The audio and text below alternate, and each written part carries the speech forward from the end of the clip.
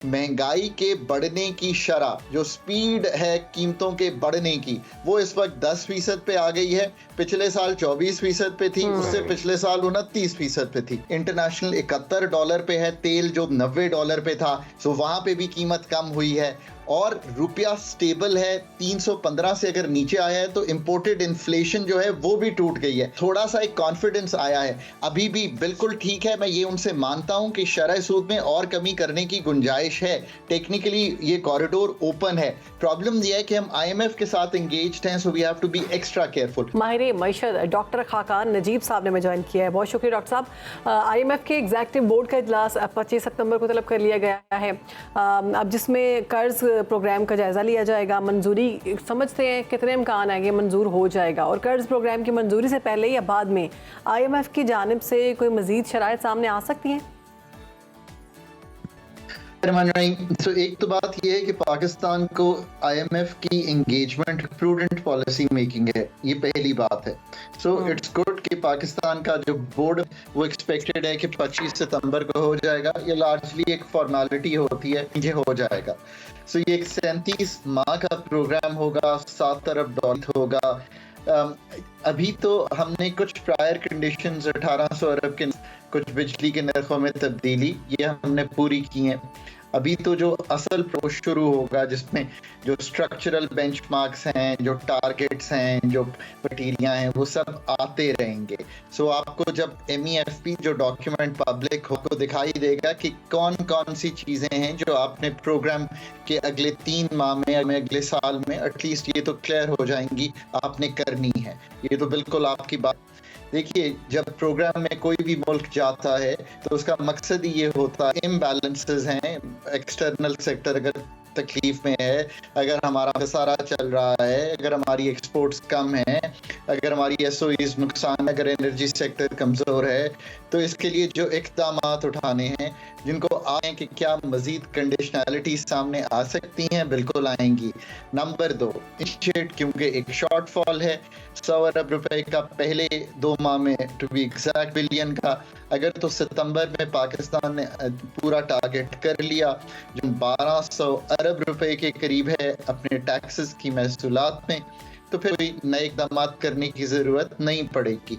मैं बहुत ज़्यादा एम्फसाइज करता हूँ कि ये करना चाहिए, because other areas of concern भी हैं, आई थिंक आम लोग नहीं देखते, बट यू नो वो आ सकते हैं। सो अगर ये सब कुछ फिर तो प्रोग्राम शुरू हो जाएगा, चलता रहेगा, बट अदरवाइज जरूर कुछ तो बदल करने की जरूरत पेश आ सकती है। और फिर आपको प्रोग्राम कंडीशनैलिटीज। खाकान साहब, ये कहिएगा कि एक्सटर्नल फाइनेंस गैप था $2 बिलियन का, जो IMF की जानिब से कहा गया था कि इसे मुकम्मल किया जाए, साथ जो कर्ज थे दोस्त ममालिक के उन्हें रोल ओवर किया जाए, तो क्या ये सब कुछ हो गया है, जिसके बाद ये उम्मीद है कि जी IMF के एग्जीक्यूटिव बोर्ड में ये तय पा जाएंगे मामलात और बेल आउट पैकेज मिल जाएगा?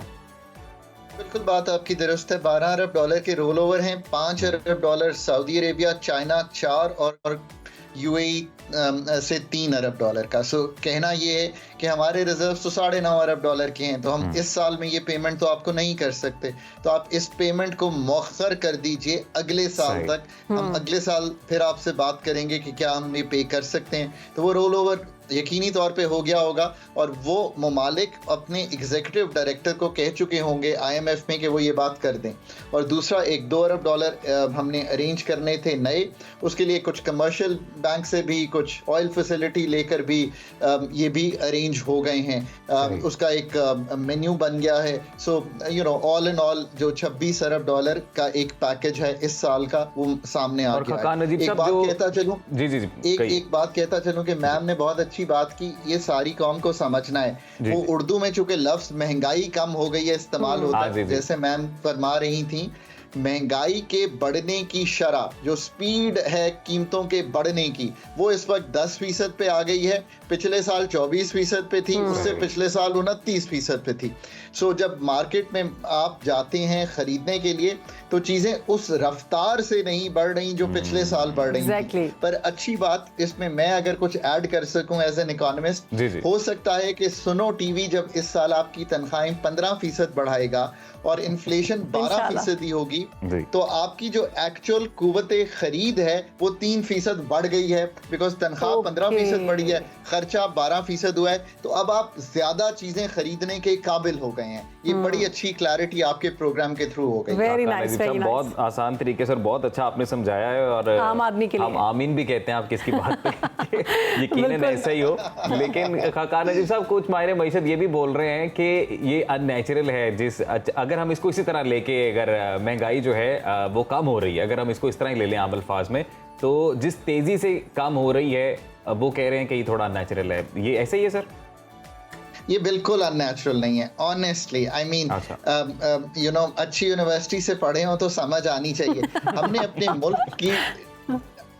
अपने मुल्क की डिमांड को बहुत तोड़ दिया है। इसका मतलब है गाड़ियां कम बिक रही हैं, सीमेंट कम बिक रहा है, हर चीज की डिमांड जो है वो टूट गई है।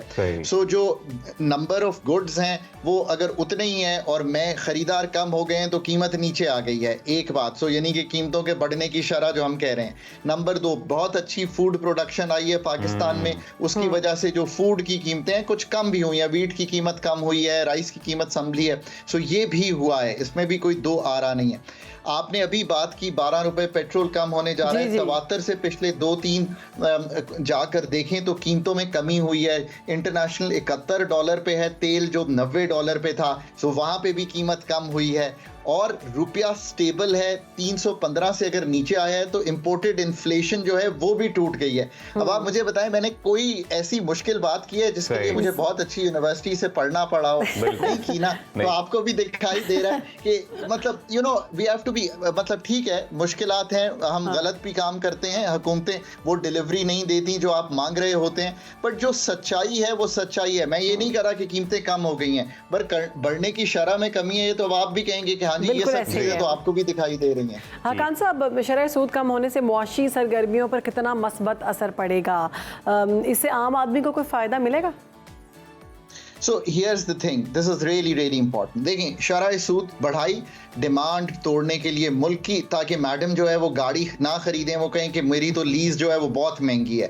अब आम आदमी पे ये फर्क है कि 22 की बजाय वो 17.5 पे अगर बोरो करेगा तो वो कहेगा चले मैं गाड़ी खरीदने के काबिल हो गया हूं तो मैं गाड़ी खरीद सकता हूं, बड़े आसान लफ्जों में। पर असल बात यह है कि जब बजट आया ना इस दफा, एंड आई से this with a heavy heart, तो एक बिजनेस कम्युनिटी जो थी उसने उसको बहुत जिसे कहेंगे प्लेजेंटली नहीं लिया, और उनका जो कॉन्फिडेंस था वो इकोनॉमी में डेवलप नहीं हुआ, और इंडाइसिस जो थे वो दे वर नॉट कंफर्टेबल, जो बिजनेस कॉन्फिडेंस इंडाइसिस थे। अब उनके लिए एक ही चीज थी कि चलें अगर शरह सूद कम होगी तो मैं आपसे बोरो करूंगा, मैं जूती बनाने की फैक्ट्री लगाऊंगा, उस जूतियों को मैं पेरिस में शांजलीजे पे बेचूंगा, पाकिस्तान का ब्रांड क्रिएट करूंगा। सो थोड़ा सा एक कॉन्फिडेंस आया है। अभी भी बिल्कुल ठीक है, मैं ये उनसे मानता हूं कि शरह सूद में और कमी करने की गुंजाइश है, टेक्निकली ये कॉरिडोर ओपन है। प्रॉब्लम ये है कि हम IMF के साथ एंगेज्ड हैं, so we have to be extra careful. So एक कॉन्फिडेंस उधर बेहतर होगा, मैडम गाड़ी खरीदने के काबिल होंगी, सो एक इकोनॉमी जो है वो चलना शुरू होगी। अच्छी बात ये है, दुनिया भर में अभी कुछ दिन में आप देखेंगे कि US का रेट जो है वो 25.25% कम होने जा रहा है। मैं वर्ल्ड मार्केट्स को बहुत क्लोजली फॉलो करता हूं। सो एक दुनिया उस तरफ जा रही है कि इन्फ्लेशन कम है, सो एक एटमॉस्फेयर ऐसा बन रहा है। मैं उम्मीद करता हूं कि दुनिया की मार्केट्स और खुलना शुरू होंगी। साहब, मुझे तो बहुत अच्छा लग रहा है कि आपने कहा है कि मैं गाड़ी खरीदने के काबिल हो जाऊंगी। ये मेरे लिए बहुत खुशी की बात है आज सुबह के time. You're welcome. So you know ये एक ओवरऑल इकोनॉमी में एक कॉन्फिडेंस बढ़ेगा, ये जरूरी है, पर इसके साथ साथ ये टाइम्स चैलेंजिंग रहेंगे। I don't want to sound unrealistic, because fund का प्रोग्राम चल रहा होगा, बहुत सी एनर्जी की इनएफिशिएंसीज पास कर रही होगी हुकूमत।